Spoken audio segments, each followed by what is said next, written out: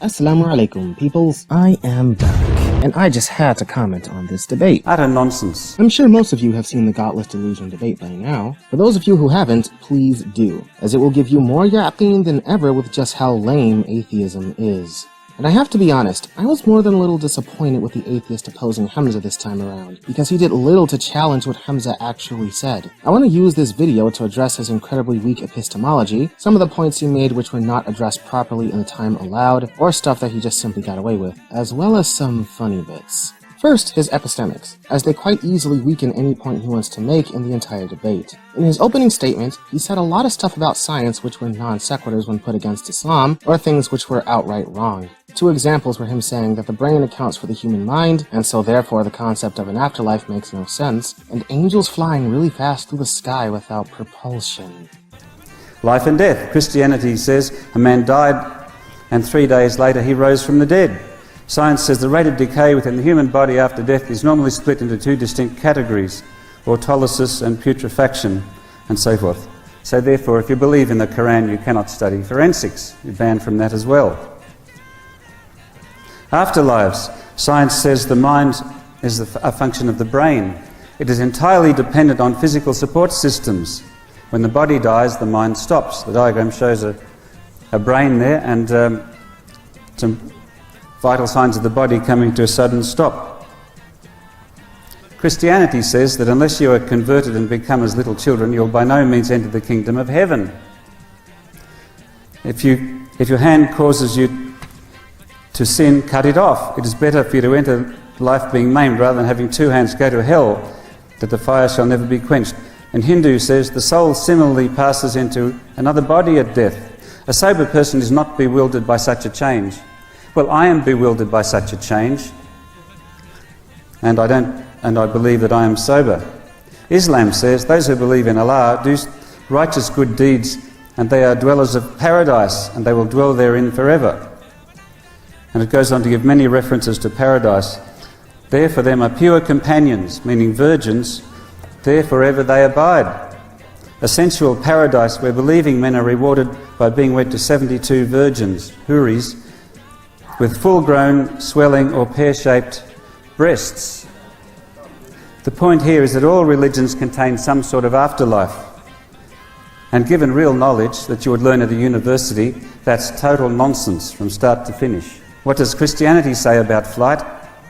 As I looked, behold, a stormy wind came out of the north, and a great cloud with brightness around it, and fire flashing forth continually, and in the midst of the fire, as it were gleaming metal. When there arose from the earth, the wheels rose along with them. I heard the sound of wings, like the sound of many waters. When they stood still, they let down their wings. That's the famous passage from Ezekiel, which is attributed to UFOs. And there's an artist's rendition at the time showing someone watching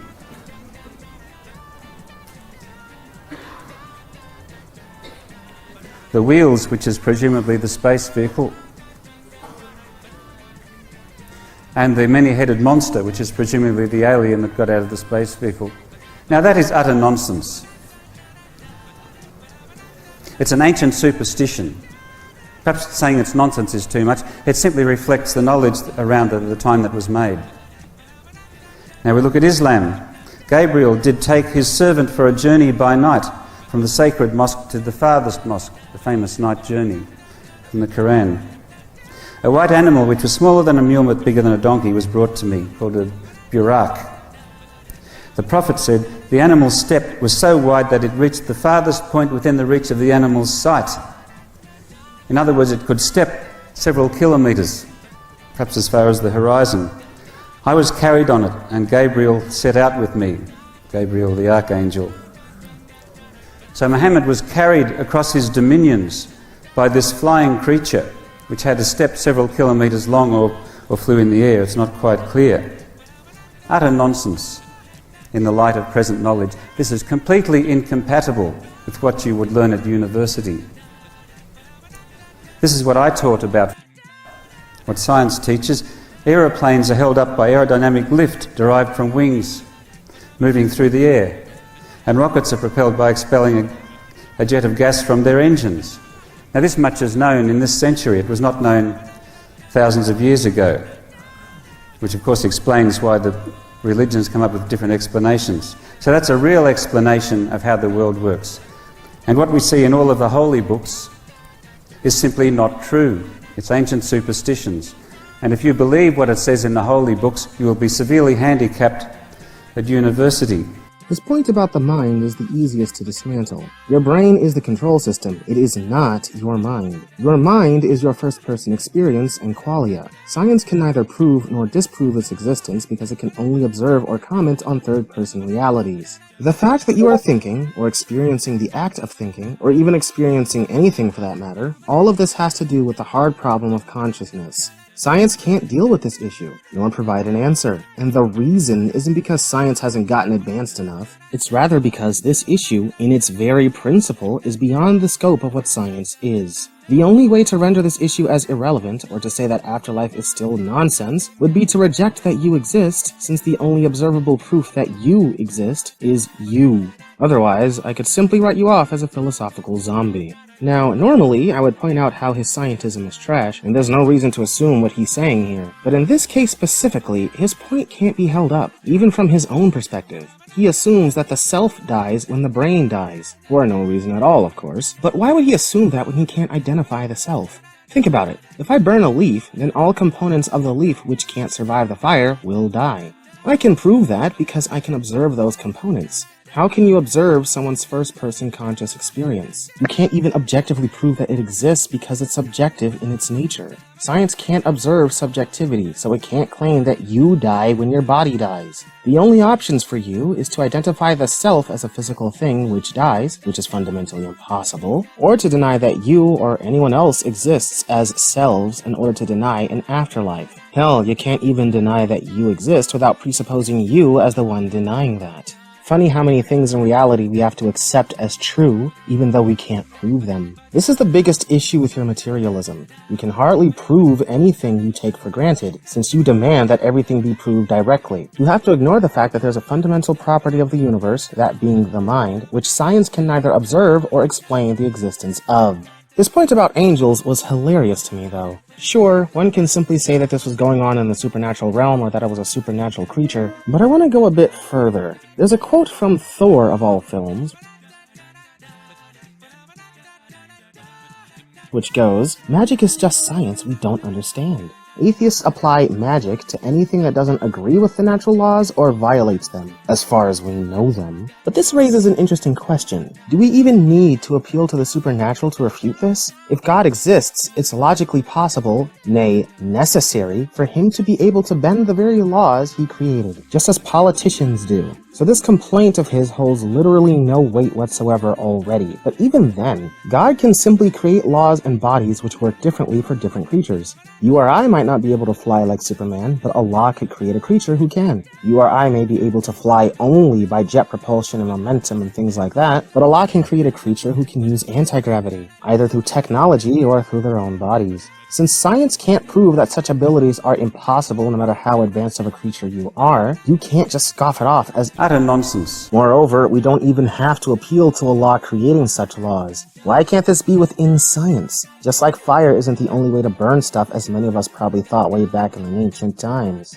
We know that flight requires propulsion and stuff, but it doesn't have to be the case that this is the only way to do it. There are several restrictions of our own planet which make this necessary, such as gravity, a law we really don't understand as much as we think we do. Even if we didn't appeal to Allah simply creating a science we don't understand, you can't claim that this goes against science. Even without God in the equation, there could very well be a creature or piece of tech which is so much more advanced than what we have or know of, and therefore a science we don't understand, yet fallaciously write off as magic, or nonsense. Your entire assumption here is that we have it all figured out. You cannot prove that. So I was wondering through all of his opening statement if his epistemics were based on scientism. If so, then this is circular reasoning, since you can't scientifically prove that science is the best path to knowledge, especially since science is underpinned by many things which aren't science. Science requires that you accept logic as a prerequisite in order to do any investigation. You have to presuppose your mind and your world as comprehensible. Within that are widely held beliefs about logic which one must accept, such as the law of non-contradiction. You can't do science without assuming that contradictions are false and the world doesn't contradict itself. and neither of these beliefs can be scientifically justified without them being circular.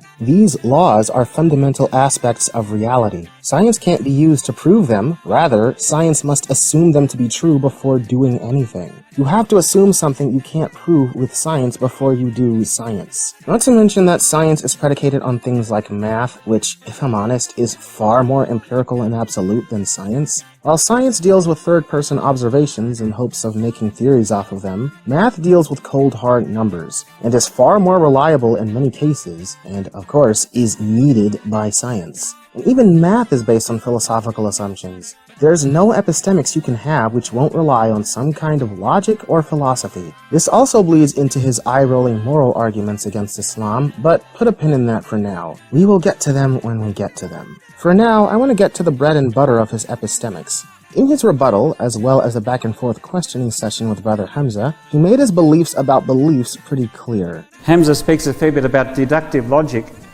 but he should know that no amount of logic can substitute for observations about the real world. In any logical system, whether it's deductive or inductive, you use a system of reasoning to reach a conclusion, but what's missing is the starting premises. The reasoning only starts if you've got some premises at the beginning. And if you're going to reach a conclusion about the real world, you need observations about the real world. There's a saying about arguments that if there's no armadillos in the premises, there can be no armadillos in the conclusion. The faulty sort of argument is illustrated by the case where you argue that the moon is made of green cheese. You can prove anything from a false assumption. I gave you an argument was existed, the beginning of the universe. I gave you 4 possibilities, and we have good reasons to believe that there's man could be created with certain attributes or features, which is in line with the Islamic conception of the divine reality. Do you actually have a counter argument for that? If you do, I'd like to hear it. Well, I've already given an argument that it's not based on any observations of the real world. They're simple deductive arguments which are as faulty as the premises. So the knowledge we do have about the real world is based on physics and observations of the world as it is now, and the record, the scientific record. Sure, I sort of stop you there because what you're saying is untrue. If you understand the premises as well, although it's deductive in nature, having a deductive argument doesn't necessarily mean it's not based on reality. I mean, if you don't believe in deduction, then you're supposed to be a physicist, you don't believe in mathematics, those are deductive abstract truths. Second point you need to understand is, well, we have a lot of empirical data to justify the beginning of the universe. Alexander Vilenkin, one of the leading theoretical cosmologists, says that we can't run away from a cosmic beginning. Does it take the spatio-temporal boundary? T is equal to 0. Okay, we have various conceptions. I know that academia says there's not just one opinion, but we have suggested evidence empirically. So how can you say this in a blasé way? I don't understand. We don't have any empirical evidence from the beginning of the universe itself. Okay, well, it's quite simple. We cannot do any observations before t equals 0. And that includes any observations of the possible creator. Okay, may I answer it? We have 4 possibilities. Address these 2 things. You either have to reject the beginning of the universe and go back to the 1950s, or you have to reject the logic. The point is, you need to address these 2 things. Talking about the Quran is a bit of a red herring. Address the premise. Did the universe begin? Excuse me, would you like me to answer it, or would you like me to just listen to you answer it yourself? The question has been repeated many times, sir. Okay, well, there are no gods in the premises because no God has ever been observed. Full stop. Therefore, there can be no gods in the conclusions. Is that simple enough for you? I'm so sorry. You either haven't understood the logic or the science. Have you read Professor Klaus' book, The Universe from Nothing? Of course, I own it. The universe came from nothing, so the science trying to justify his conclusion. Have you read Alexander Vilenkin's work? There's science on this issue, so you can't just make a blasé claim and say, well, there's no science. When actually the people that you probably admire and follow and revere, and maybe sanctify, the point is that it's in their works. So how can you say there's no science when they actually address some of these issues themselves? Let me explain again. There is no God, no element of a God has ever been observed in the real world. Okay, that's my premise.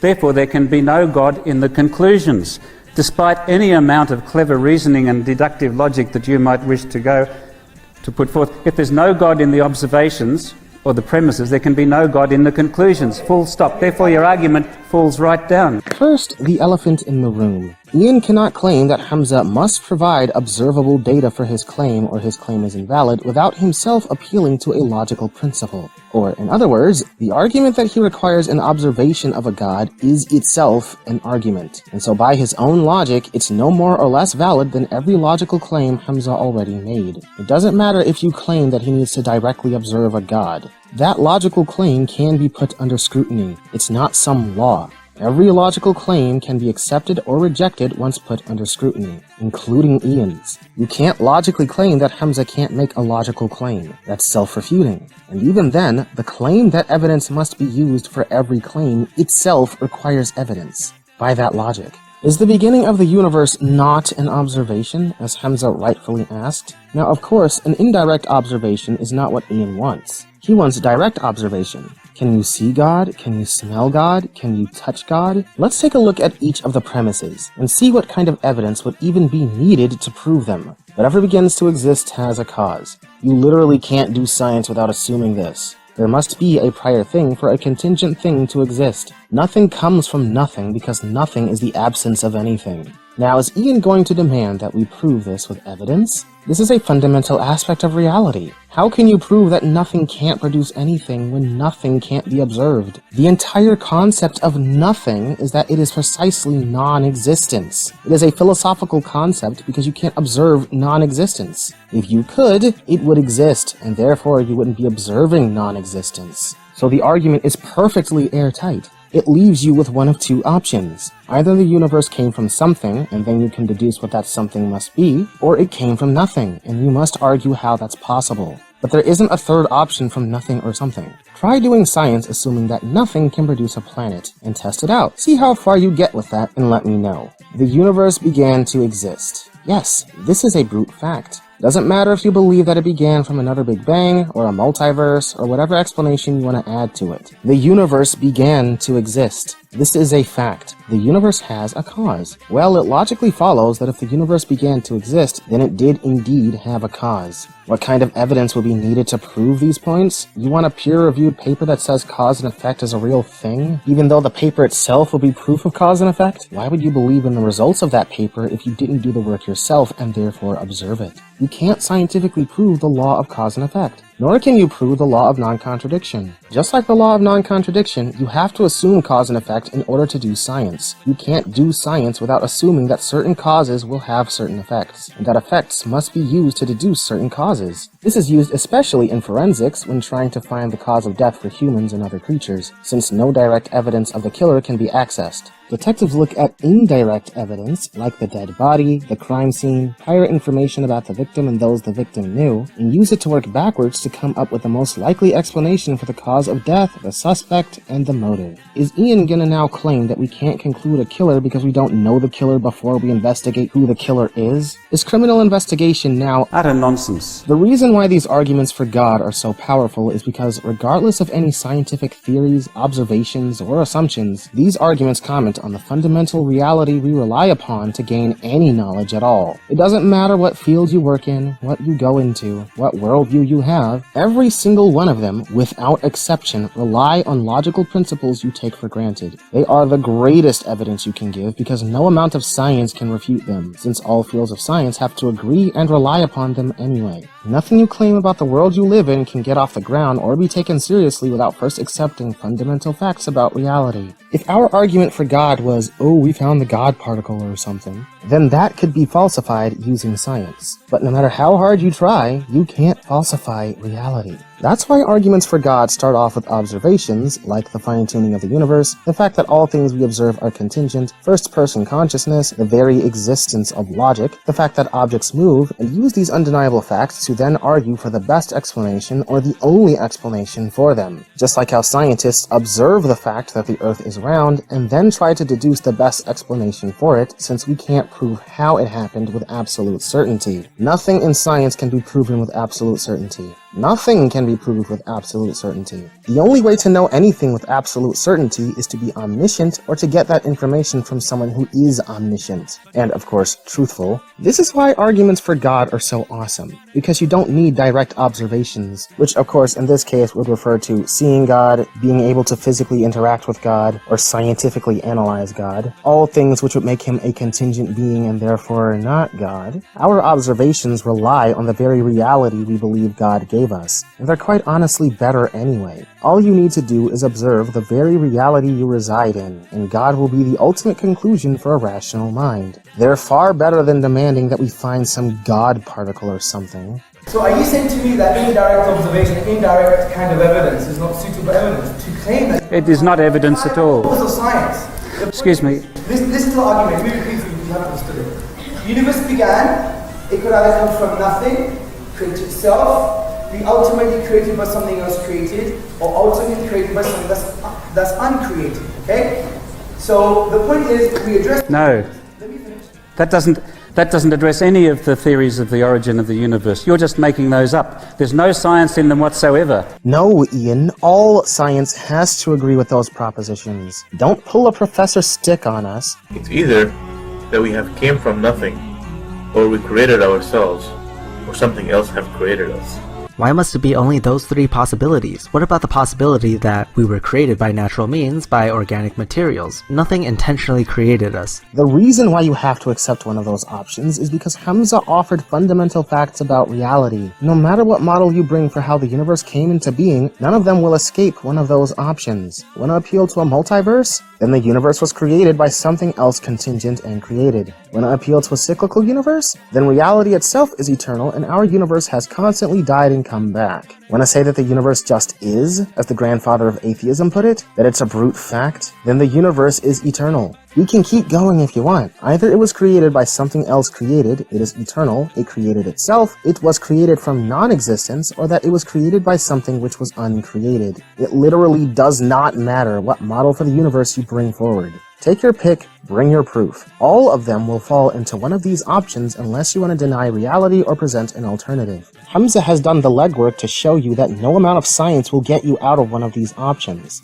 Instead of trying to look like you still have a leg to stand on here, even though you really don't understand the argument, you need to at least try to engage with it and bring an alternative. If you can't do any of these things, then blowing it off as nonsense is itself nonsense. Ian doesn't want to deal with it, either because he doesn't like the implications of needing to conclude that the universe was created by something eternal, or because he simply hasn't looked into the issue and doesn't want to concede to defeat. So he instead writes it off as nonsense to try and look like he still won here, even though he really just doesn't know how to respond. I sincerely encourage him to look into this issue, then engage a theist on it next time. Now, Hamza presented his observations from making his argument for God. Ian, however, thinks that if you can't prove that God exists, then you can't argue that he exists? Yeah, he keeps saying that you can't put a God in the conclusion unless you have a God in the premise. I don't think he knows what a circular argument is. I can easily argue that if there is no common ancestor in the premise, then a common ancestor can't be deduced no matter how much alleged evidence you put forth. You can bring me all your indirect evidence that you use to work backward and conclude that we have a common ancestor, but I can just reject it by saying, since no common ancestor has been observed, no common ancestor can be concluded, no matter what you bring forward. Even the logical arguments you may use based on the evidence wouldn't matter by your logic if you can't show me the common ancestor. He does realize just how circular this is, right?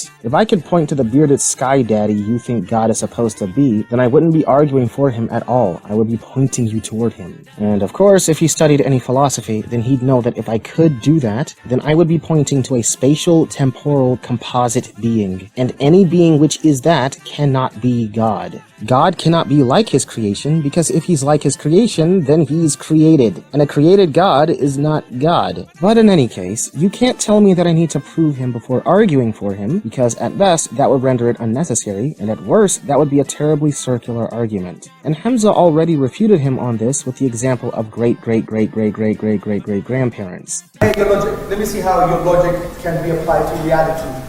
There's no observation of my great-great-great-great-grandmother, therefore my great-great-great-grandmother never existed.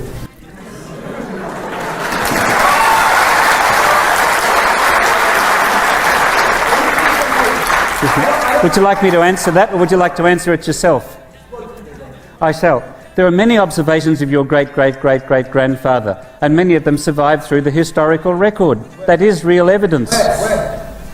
I don't have his grave or his DNA or photos. There are many documents. There are documents going back to 2000. Excuse me, Hamza. I thought we were asked to be courteous to each other, which would include allowing me to answer questions without you interrupting. Because it's not true what you're saying. I have. Okay, take my 10th great-great-great-great-great-grandfather, grandmother. I have no DNA, no historical records. It's just because I'm here, I make the rational inference. You are denying... Let's go to another example. Julius Caesar. There are many physical traces of Julius Caesar. There are paintings, and there are drawings, and there are busts, and there are recorded speeches. So there's lots of evidence that he existed. Caesar is not my grandfather. It's like the fallacy of the undistributed middle. You're making a fallacy here. The point is, your logic can't apply to reality. You deny your own very existence. Do you see my point? But there is evidence that he existed. What is it? You. That's exactly the point. It's indirect observation.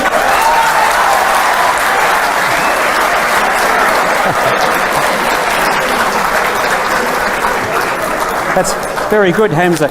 You deny the evidence exists and you are the evidence yourself. So does this mean you don't exist according to your logic? As you can all tell, his response was quite poor. He accuses him of denying the evidence after arguing for it, thus completely missing the point. He argued that you can't argue for the existence of something without direct observation of that thing. The problem is that the existence of Hamza's super-great-grandparents only exists in an indirect form. That being him. There's no direct evidence of their existence. No DNA, no graves, not even written records, as is the case for the overwhelming majority of people in the world who want to trace their lineage that far back. There are people in your family tree who you will never be able to discover. The claim that Hamza's existence is undeniable proof that he has super-great-grandparents is still, by his logic, not sufficient, because that is still indirect evidence. Any direct evidence of his super-great-grandparents is gone, including them. And since there's such a massive gap in our knowledge there, it could be the case that Hamza was miraculously created without parents, probably by some aliens or something. Maybe he's a clone of the real Hamza. Or maybe he's just an alien himself, and he came about without sexual reproduction. There's no proof that Hamza is not an exception to most other humans here without trusting what the doctor said at his birth, trusting that the baby the doctor described is the same Hamza we see today, trusting the birth certificate he printed out for his parents, and trusting that the same process continued all the way back to his super-great-grandparents, who are hopefully not nearly as skeptical as you are. No matter what argument you want to come forth with, no matter how much evidence you claim to have, the bottom line is that no single shred of evidence you present will be direct observation. You can't directly observe that Hamza is a human born of a particular woman unless you were there when it happened and of course did the DNA test yourself. Birth certificate, DNA test result, testimony, all of these things are indirect, and you cannot test them yourself without going back in time. The same can be said about him trying to appeal to Julius Caesar earlier in this part of the debate. Let's go to another example.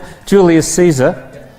There are many physical traces of Julius Caesar. There are paintings, and there are drawings, and there are busts, and there are recorded speeches. So there's lots of evidence that he existed. All of these things are indirect. History is indirect evidence. The only absolute proof that Julius existed is Julius himself. Everything else you're going off of is indirect, and then you're using it to provide the best explanation of the available data, which you have no choice but to trust, even after putting it under some level of scrutiny. If this is what you do, and it is, then at last, we can concede that you have no argument against arguments for God's existence, since you have to look at available evidence, and then use that as best as you can to conclude something that you cannot observe. You look at available data to draw a conclusion. We look at available data, let's say the fine-tuning of the universe, and draw a conclusion. We even go the extra mile by explaining why your worldview cannot explain things like this. Scoffing at it with "give me direct observations" is just being disingenuous. And that's another thing. I'm tired of these people pretending that their worldview is simply reality, when it is just another worldview with assumptions like everyone else. Difference is that your assumptions aren't justified, though. You have no justification for assuming that the world observable by our five senses is all that exists. You have no justification for assuming that the world you call home is a mindless, blind, indifferent mess, yet your mind can act as a logical outside observer and judge the world. The fact that you even had this debate should be proof against your worldview. worldview, and you don't even realize it. Now, just to be thorough, there are atheists who will respond by saying that anything can be logically argued for and believed in, so you need evidence for it. You cannot logic your way to God's existence. You can successfully argue for the existence of just about anything, provided you never have to produce any actual evidence. Logic alone cannot prove that something exists. At some point, you are going to have to provide some empirical evidence, or all you're doing is playing an elaborate game of pretend. There is also the teleological argument. An ordered universe requires an orderer. The cosmological argument. We needed a god to light the fuse on the Big Bang. The ontological argument. If you think it, he will come. And so on. I could list a double-wide buttload of these, but they all have one thing in common. Not a one of them provides any actual, empirical, physical evidence, and yet theists seem to think they're all slam dunks for proving the existence of God. Frankly, I don't see why any of them should be the least bit convincing. If you want me to believe that something exists, whether it's a god, a carrot, or your dad's Chevy, you're gonna have to provide empirical evidence of it, not try to do an end run around the lack of facts by using tortured logic. Ironically, those same atheists will then turn around and say something like this. What would it take for you to believe in God? Well, I used to say it would be very simple. It would be the second coming of Jesus, or a great big, deep, booming bass Paul Robeson voice saying, "I am God and I created." But I was persuaded mostly by actually Steve Zara, who's a regular contributor to my website, richarddawkins.net. He more or less persuaded me that even if there was this booming voice and the second coming in clouds of glory, the more probable explanation is that it's a hallucination or a conjuring trick by David Copperfield or something.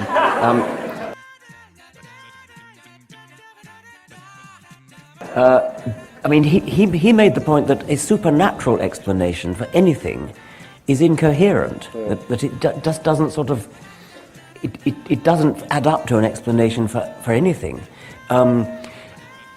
A non-supernatural second coming could be aliens from outer space. I mean, a superhuman, but not supernatural. On top of begging the question as what constitutes as sufficient evidence, this is complete nonsense, and I'm going to tell you why. If someone were to argue that fairies exist, they would have to start off with something true, and then justify why that starting point ultimately concludes that fairies exist. This is how knowledge works. It has to be true, justified belief. If you don't believe something, you don't know it. If you do believe something, but it isn't true, then you definitely don't know it. If you believe something unjustified, then you still don't know it, even if it just happens to turn out to be true. It doesn't matter what someone attempts to argue for if these things aren't met. Anything which can't meet these are not only illogical, they are unjustified, and can therefore not be known to be true. Atheists who make this argument fail to provide any reasonable example of it. Give me one example of something that can be reasonably, justifiably argued for and concluded, which is based on absolutely nothing. The person who believes in fairies would have no choice but to claim that he believes in them because no one can prove that they don't exist. While this would work against an atheist who insists that such things are utter nonsense, it isn't itself a proof for them. You can't say that anything can be justifiably argued for without providing an example of one. A logical argument based on nothing is not an argument at all, it's just a claim. We argue that reality itself is a proof for God. Reality is the greatest observation you can get. You can either reject reality or reject God, but you can't respond by saying that we need to bring evidence if reality is the evidence. Try arguing how reality concludes that Elon Musk is a Super Saiyan born on Mars, and see how far you actually get with that. And that brings us to the last issue with this argument, which is that his faulty epistemics also begs another question. What even is observable evidence to him? Throughout the debate, he continuously claims that we have never found any evidence for a god or gods, since everything we've seen in nature has an explanation which goes back to the four forces of nature. Now, all religions claim that there is a God that's intervening in worldly affairs. That diagram shows the Christian view of how God is doing it. Science says, however, that there are four forces, and they ultimately account for all that happens in the universe since the Big Bang. These are definite findings of science, well backed up again and again. And the point here is that there's no room for a God to intervene. Physics and religion are completely incompatible because there's nothing we've observed in the universe that has happened that cannot be accounted for by these four forces. He completely ignores Hamza when he proves to him that this is a conflation with the how and the why, and so no Muslim really cares. This one is the best one. It shows that he has no understanding of philosophy, of logic, of reason. I mean, it looks like he came from the cave. Listen to this one. Listen to this one. Listen to this one. He said, intervening God, it's impossible. We have the four forces of nature. We know how things happen. Yes, I know that. But you're conflating the how with the why. You're making them say the same. We know how things happen. Yes, we believe as Muslims. It's the forces of nature. Even that classical tradition said there were some physical causes. But why is the kind of religious dimension that unfortunately science can't really entertain. So you're conflating the how with the why. Like, these are the kind of materialist arguments which stereotype atheists as pretentious cringelords. I can't believe he said this. Hey look, we know how cameras work. So that explains why it is running right now at its particular setting and why it changes shots every so often. It's not like there's a mind controlling it, but I do like how it highlights the atheist doublespeak. You all are familiar with the ever-so-famous God of the Gaps argument, right? For those of you unaware, the argument is basically just an argument from ignorance. Someone making the argument would say, we don't know, therefore God explains it. If you think about it, no one actually says this, but atheists sure love to look at perfectly rational arguments and then accuse theists of appealing to ignorance. But what if there is no gap in our knowledge of the cosmos? Simple. The atheist would then assert that since we have a scientific explanation, then God has nothing to do with it. There's no room for a God to intervene. See the problem? If there's a gap in our knowledge, then arguing that God is in the gap is an argument from ignorance, and therefore invalid. If there is no gap in our knowledge, then God has nothing to do with it, and arguing for him is therefore invalid. In other words, atheists cannot make up their minds. On one hand, we need gaps in our knowledge in order to argue for God. There is no room for a God to intervene. On the other hand, absence of data isn't proof of anything. An absence of evidence is not evidence of absence. On one hand, the only proof for God would be a direct, physical, observable miracle. Not a one of them provides any actual, empirical, physical evidence. On the other hand, we couldn't accept such a thing anyway. There must be another explanation for it. We must logically deduce why the evidence must point to a different conclusion, one that doesn't involve a god or gods. A supernatural explanation for anything is incoherent, but it just doesn't sort of...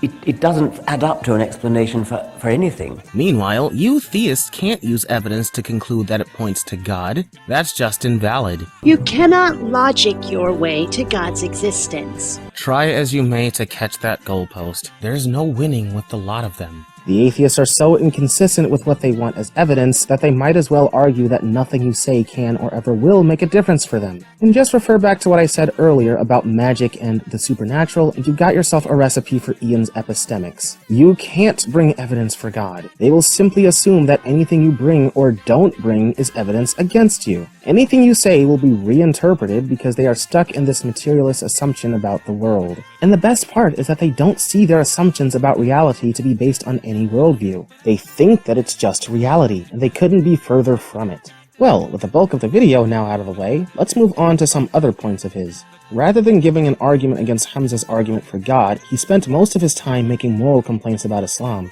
Those of you who follow my kind of content probably already know every single one of these complaints and more, so I'm not gonna bore you with all of them. There are just a few that need to be highlighted, partially because they'll be funny. He says in his opening statement that dhimmitude, which is non-Muslim citizenship for conquered and protected peoples, is a form of slavery. Subjugation and terrorist organizations, Muslims living among non-Muslims, that was detailed in the Quran and the Hadiths.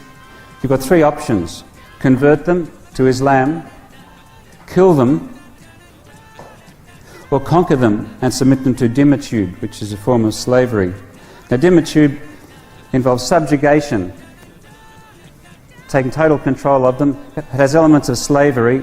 Rape is permitted if there is any revolt, and they have no say in government. And it is compulsory. It's detailed in the Quran. It's been practiced throughout history by Islamic extremists, by the hardline Islamists. It's espoused by modern Islamist groups. And what they want to do is install a caliphate, which includes Sharia law, and then the non-Muslims become dhimmis. Now, of course, he provides no evidence for this claim, and I have to wonder what definition of slavery he's using here. Because what slaves get citizenship, rights to their property, and their safety under the law? If he thinks it's slavery to force your citizens to pay taxes, then I would advise him to take a good long look at every single country on the planet. Please have some self-awareness. He also cites the tilth verse in chapter 2, verse 223 of the Quran as proof that you can basically rape your wives since you can go to them whenever and however you want. Unfortunately, Hamza, when I lecture at university, I have to tell the truth, and I go to great lengths to make sure what I'm telling is the truth. And in fact, the Islamic countries around the world have a great tradition of forcing their children into underage marriage. Does it mean it's Islam? Does it mean it's Islam? The Quran says, for example, that a man has the right to have sex with his woman how and when he chooses, in the same way that he can plough his field how and when he chooses. Now, there's no equality there. There's no justice there. It's the simple male domination removing the rights of women. As you can all plainly see, whichever translation he read this from must have come from the University of Apus, because it doesn't say anything that would suggest that. But never mind that. Why draw a filthy ruling based on a translation anyway, ignoring what the overwhelming majority of the Islamic texts say about rape? Is that how you do jurisprudence in your own country, especially when the laws get really complicated? Should we do the same thing without going into any of the nuances for the choices of words? That would be quite disingenuous now, wouldn't it? The only thing the verse is getting at is the age-old Islamic ruling that penetration has to enter the front female part.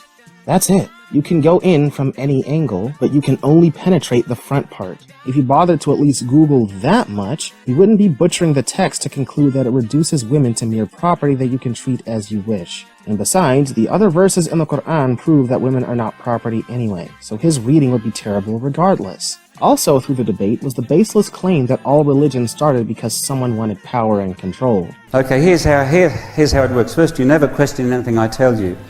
That's the first thing, because if you start questioning what the religion says, you'll quickly reject it.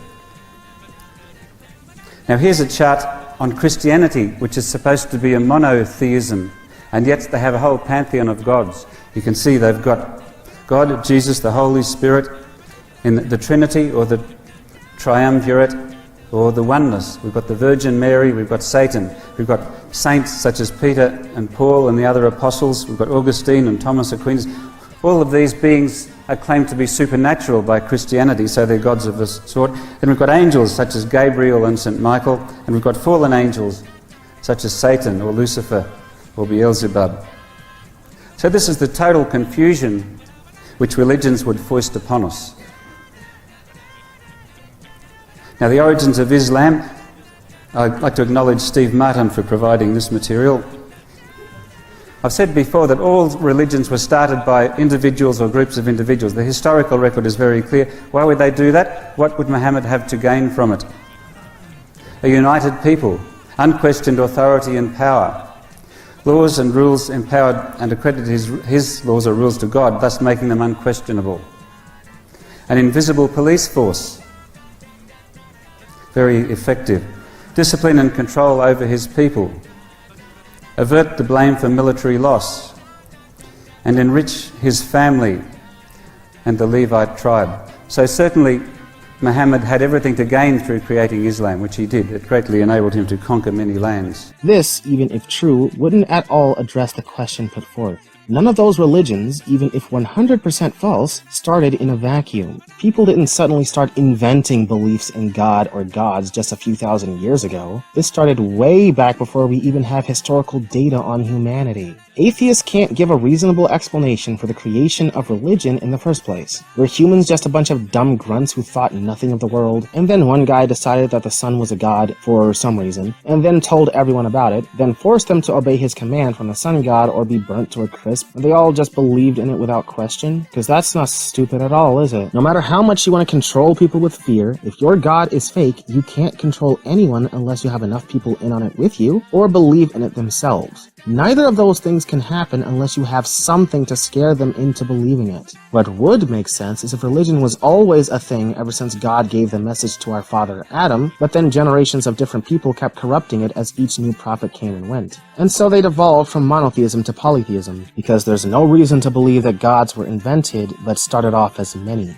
You don't multiply beyond necessity. Of course, this is a kind of different topic, but if it were to be brought up in the debate, he would have done everything he could to deflect it and insist that religion was just made by people who sought power based on virtually no evidence at all. But peep game for a second. Check what happens when you try to apply this to Islam. The Prophet, peace be upon him, started off his journey accepted by the bad guys. He didn't need to preach Islam if he wanted to gain power. Everybody loved him. He very well could have got his power by cozying up to the pagans of Mecca. His people already loved him before the advent of Islam, so Islam would have been unnecessary if that was his goal. The next 13 years of his life were grueling, painful, tragic torment done by his very own family. He had no intention of waging war against him, and no means to do so regardless. Even when the Muslims finally went to war, the Quran even calls him out for not wanting to fight. All quite strange if what Ian says is true and the purpose of the religion was to gear them for world domination. Hell, when they finally got ready to fight, it was for self-defense,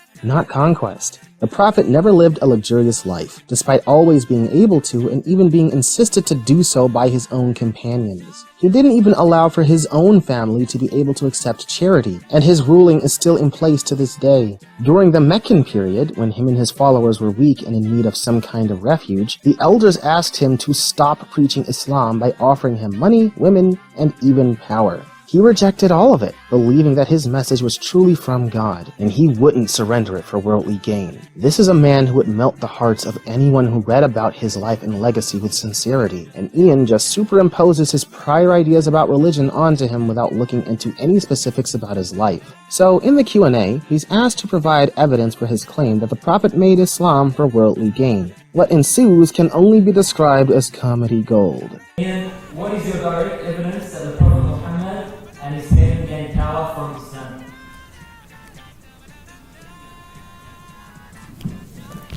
Sorry, that his family gained power from... Yeah, so the question again, what is your direct evidence that the Prophet Muhammad and his family gained power from Islam? From Islam, okay. Simply the historical record.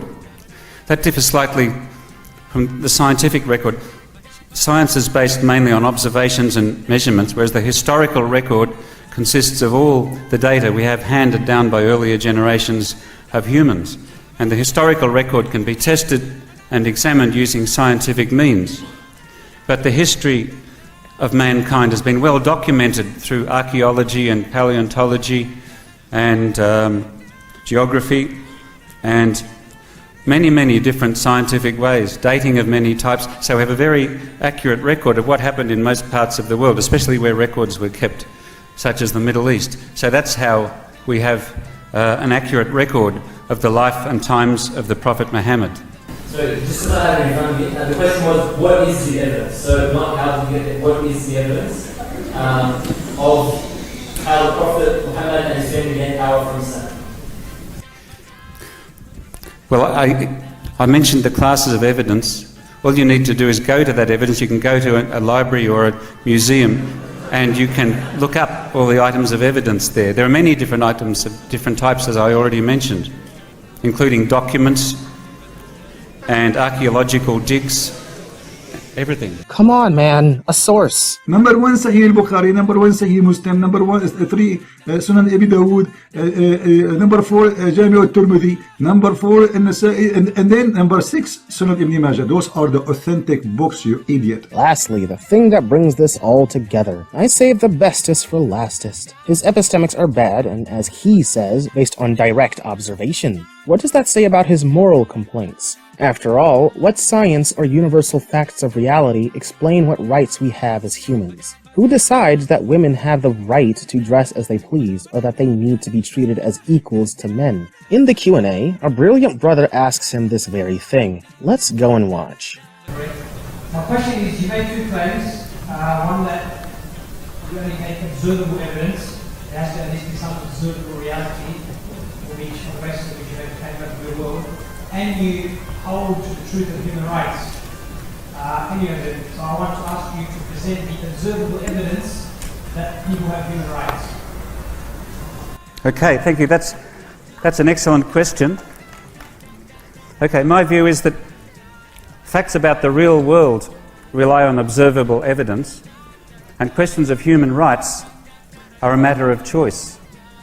So therefore they're not in the same category as scientific truths. For example, if we say that the moon is so many thousand kilometres away, that's physical evidence and that can be tested and observed. If we say that women should be treated equal to men, that's not a fact about the universe.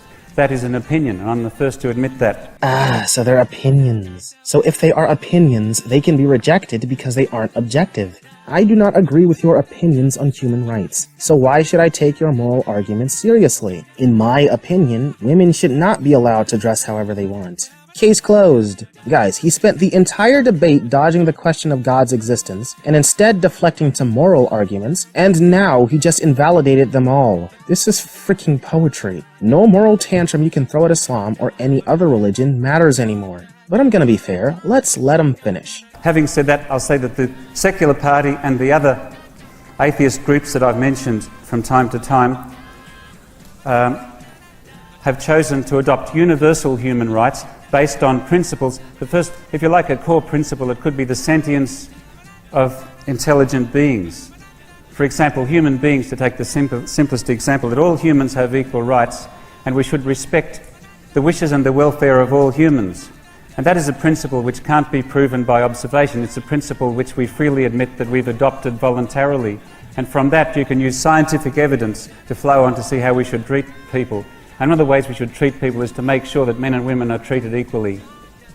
I think, does that answer your question? Why should anyone care about you atheists agreeing on universal principles? You are literally just making an appeal to majority. You do realize that this renders your moral complaints against religion as invalid, right? The majority of people back then were okay with what they did, so it's not that they are evil, it's that we now see them as evil because we've changed. And don't say that it's because we've changed from those backward ways, because that would just be begging the question. What if we agree tomorrow that Islam is true and all, and its moral injunctions are absolute? We may be wrong about the religion being true, but the moral injunctions could all be agreed upon by your logic. If we did that, if that actually happened, then Ian would have to agree with the Islamists, and concede that his entire debate approach has been refuted by himself. There is nothing more funny to me than watching atheists go on and on about direct evidence and how we must accept direct observations, and see them flail around in confusion when asked to apply that same unreasonable skepticism to the morals they so passionately claim are obvious. I don't know. For me,